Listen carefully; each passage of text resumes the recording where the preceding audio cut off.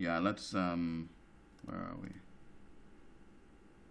Well, we'll see. So what we're going to do is we're going to look at solve the equation 6x minus 3 equals minus 12, where x is, and rearrange this. We've been doing a lot of this up to this point. So for me, into this question in terms of it appearing at this point in the paper is a little bit odd, as we've had to rearrange in order to, or arguably we've had to rearrange in order to get to this point. So if you have a problem rearranging or hadn't practiced enough at this point, this seems like it should have been tested slightly earlier in the paper. But that's just my opinion. We've got 6x minus 3 equals minus 12. We need to find x.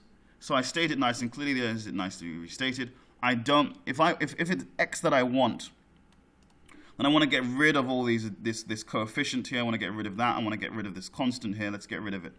So minus 3, you want to get rid of the minus 3 first, because this is a multiplication. You want to do the opposite in terms of the perhaps phrase used to BIDMAS or BODMAS, depending where you learnt it.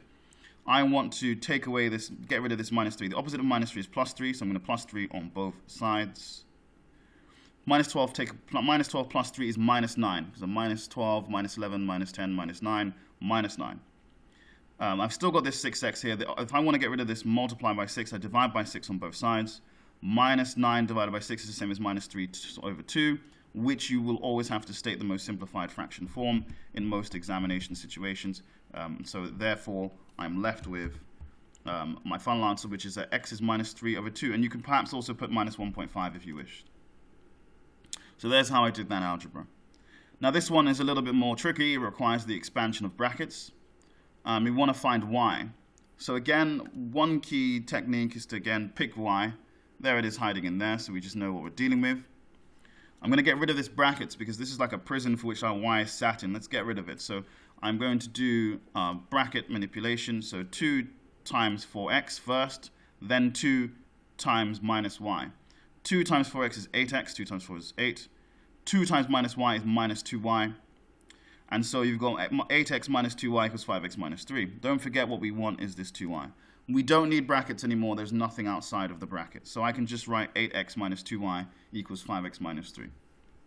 Okay. I want to get rid of 8x, so I minus 8x from both sides. They cancel out, leaving me minus 2y equals 5x minus 3. In these situations, no, find 5x minus 8x minus 3.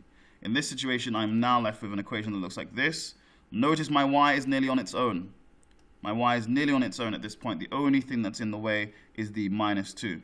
However, you will also, just because you've seen me do this, and you've probably seen it, you've seen me do this paper, and because you've probably practiced it by this point as well, of course. This is the same species. 5x minus 8x is minus 3x. So we can simplify that down. Okay, thank you for bearing with me up until this point. We're nearly done with this question. All I now need to do is get rid of this minus 2 so that we have y on its own. Remember what we did? We expanded the brackets, take steps, get rid of the 8x because we want y, and now I've done some simplification. Okay, so in this situation, I divide both sides by minus 2. So I just want to do that on this page in particular. Imagine I'm doing a division here and a division there, and I want to get rid of minus 2 times y. The opposite of minus 2 times is minus 2 divide, so I'm going to do minus 2 divided by this, so that would cancel with that one. And I'm going to do, let's get rid of this, minus 2 on that side. Why? Because there's an equals in the middle, so whatever I do to the left, I have to do to the right. This cancels. Minus 2 divided by 2 leaves me 1, so I've just got my y, and I've got minus 3x minus 3 divided by minus 2. At this point, we're pretty much done. Some individuals would stop at this point. But you will be losing a mark if you did that. And then one of the reasons for that is as follows. Number 1, you can factorize out minus 1. Let's just do the bottom first. Minus 2 is the same as minus 1 times 2. That's the same concept. Now in this top one, minus 3x minus 3, I could take out minus 1 and I'd have 3x plus 3 times by minus 1.